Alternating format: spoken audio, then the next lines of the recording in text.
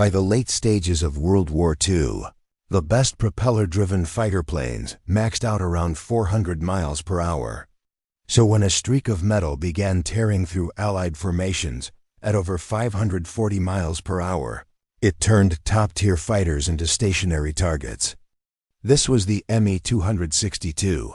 The twin-jet engines provided the raw thrust, but its silhouette set it apart. Instead of sticking straight out from the fuselage, the wing swept backward at a sharp 18.5-degree angle.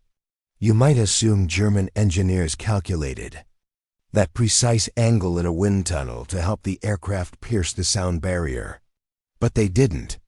The defining aerodynamic feature of the first operational jet fighter was actually the result of a panicked last-minute math error, a desperate engineering fix that inadvertently exposed the physical properties required to survive the sound barrier. Back in 1939, early blueprints for the Me-262 featured completely conventional straight wings. The problem arose when the new Junkers Jumo 04 jet engines finally arrived. As we can see from the dense internal structure of these early jets, they were massive, and they weighed significantly more than the engines the airframe was originally designed to carry. Placing those heavy engines on the existing wings threw the aircraft's center of gravity out of balance. To avoid redesigning the entire fuselage, they applied a quick geometrical fix. They bent the outer wing panels backward. Sweeping the wings shifted the aerodynamic center rearward, lining it back up with the heavier engines. It was a structural band-aid meant strictly to keep the plane from nosediving into the runway. By solving a basic weight distribution problem, the engineers stumbled blindly into the brutal, untested physics of near-supersonic flight. They had built a transonic wing without realizing what a transonic wing was. To understand the physics they had inadvertently triggered, we have to look back to a 1935 Volta Congress meeting in Rome. There, a theoretical aerodynamicist named Adolf Bussmann presented a very strange idea. Looking at this diagram of a straight wing, Bussmann knew that as an aircraft approaches Mach 1, the air can't out of the way fast enough. It compresses into a dense wall of shock waves right at the leading edge, creating a massive amount of drag. Bussmann proposed his simple sweep theory. He realized that the air hitting the wing only acts on the velocity moving exactly perpendicular to the leading edge. If you sweep the wing backward, the incoming airflow effectively splits into two smaller directional forces. Mathematically, the effective speed hitting the wing is reduced by the cosine of the sweep angle, because the wing experiences a fraction of the actual airspeed. The shockwave barrier shrinks and the drag drops. The swept wing essentially misleads the atmosphere. It tricks the air into letting the plane slip past the drag barrier, enabling speeds that straight-winged aircraft simply cannot achieve. But that performance gain comes with a severe structural tax. Sweeping a wing reduces its overall stiffness and forces the air to slide outward along the span. This span-wise flow causes the wingtips to lose lift or stall before the rest of the wing.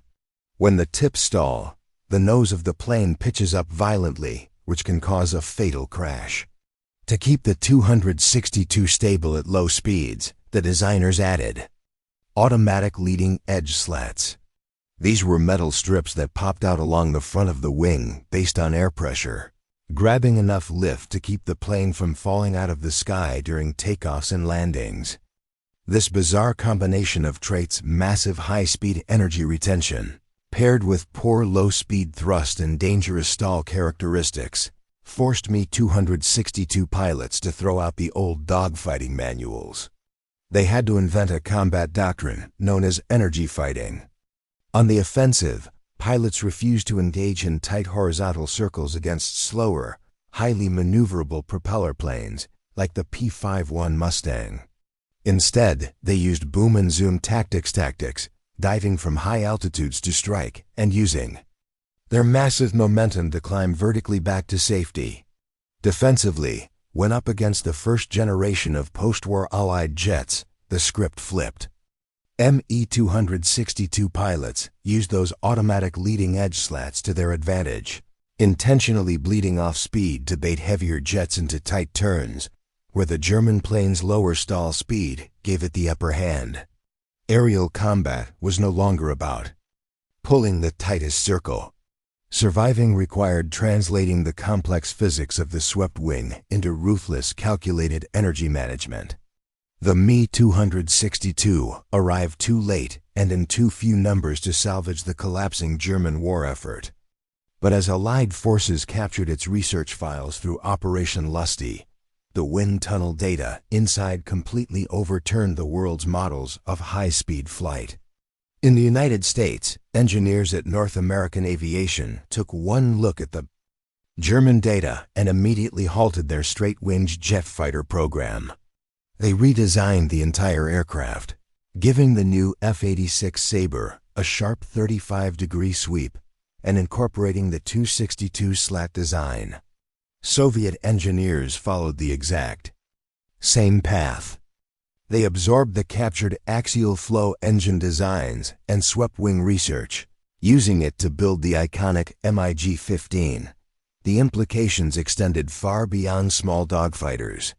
The first generation of American strategic jet bombers, including the B-47 Stratojet, adopted the exact same swept wings and underslung engine pods pioneered by Messerschmitt.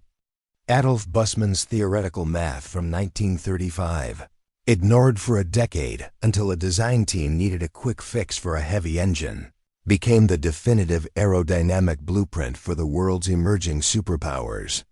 A messy compromise meant strictly to balance a heavy airframe accidentally overcame the limitations of transonic flight, leaving us with a modern breakthrough that dictates the shape of almost everything flying high above us right now.